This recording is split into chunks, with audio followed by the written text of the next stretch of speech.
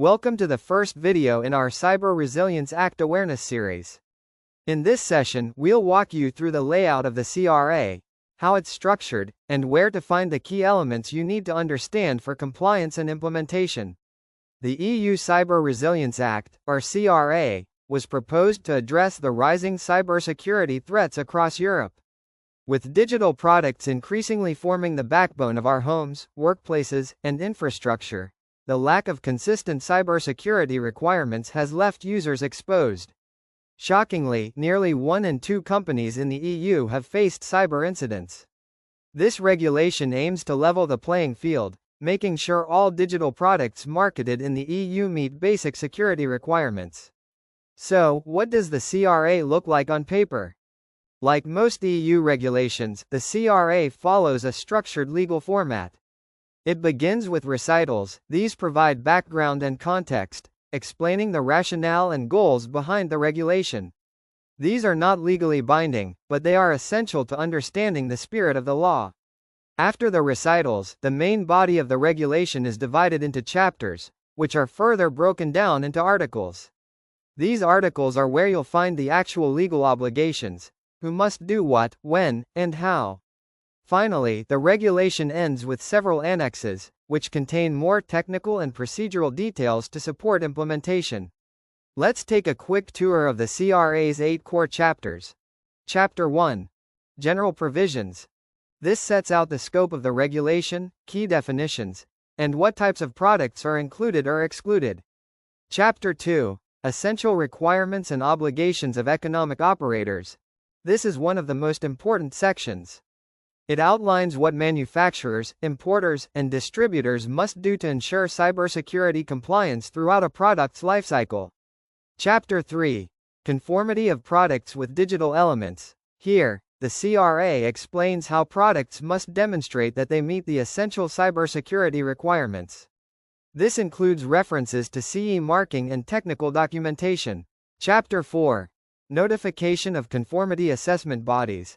This outlines how third-party assessment bodies are designated and monitored. Chapter 5. Market Surveillance and Enforcement. It gives authorities tools and procedures to enforce the law and intervene if a product is found to be non-compliant or poses a risk.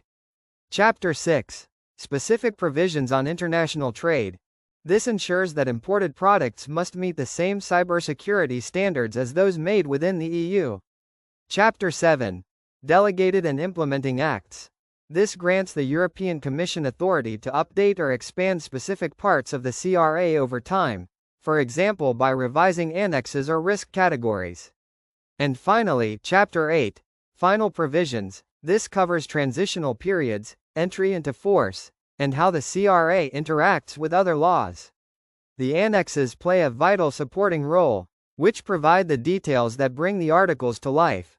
Annex 1 defines the essential cybersecurity requirements that all products with digital elements must meet. Annex 2 lists the user information and instructions that must be provided with each product. Annex 3 identifies important products with digital elements, subject to basic conformity procedures. Annex 4 identifies critical products with digital elements, which require stricter assessment and potentially involvement of a notified body. Annex 5 specifies the contents of the EU Declaration of Conformity. Annex 6 provides a simplified declaration of conformity for specific cases. Annex 7 lists the requirements for the technical documentation that must be kept and made available to authorities. Annex 8 outlines the different conformity assessment procedures depending on the product's risk category. Understanding this structure is key to navigating the CRA effectively.